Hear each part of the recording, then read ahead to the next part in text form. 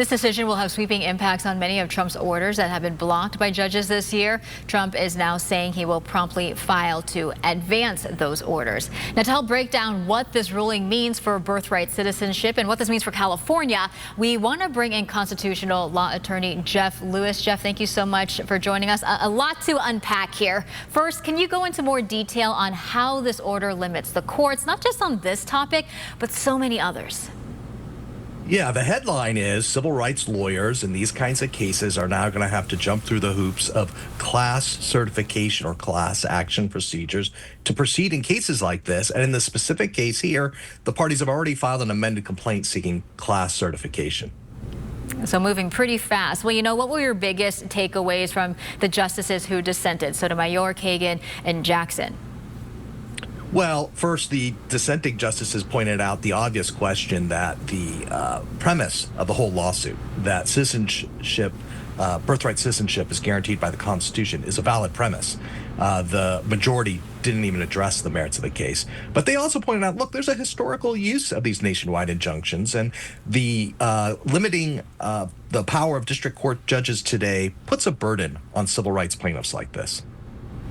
So what does this mean for the 14th Amendment? Because it is important to note that this ruling is not directly on this 14th Amendment. That's right. This case is just going to proceed to an adjudication of that question, and then the Court of Appeal and ultimately the Supreme Court will rule on that question, the merits.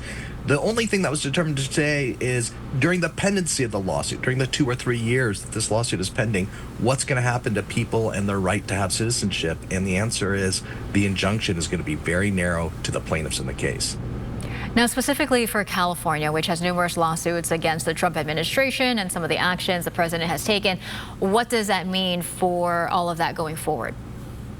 You're going to see more lawsuits filed and more lawsuits with class action allegations, because no more can you find one judge in one obscure county to issue a nationwide injunction. Instead, you're going to have to ask a judge to certify a class and follow those procedural rules, which are cumbersome. And you talked about it being cumbersome. How confusing is this order? For the regular person watching this, trying to figure out, okay, what's going on? Birthright citizenship, is that allowed? Is that not allowed?